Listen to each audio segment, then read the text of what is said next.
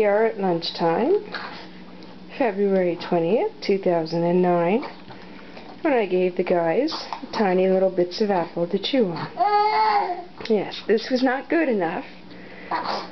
When they saw Mommy eating the apple, they started to scream at me and yell at me. So I cut the core in half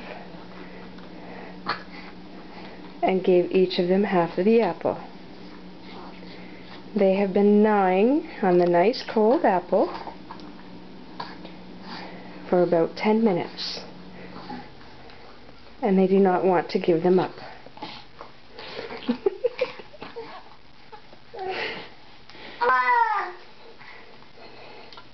Yes, sweetie.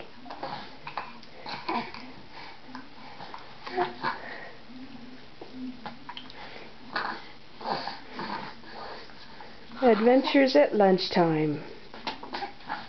Right? Gumming the apples. And before that we had bananas. So today's lunch was apples and bananas.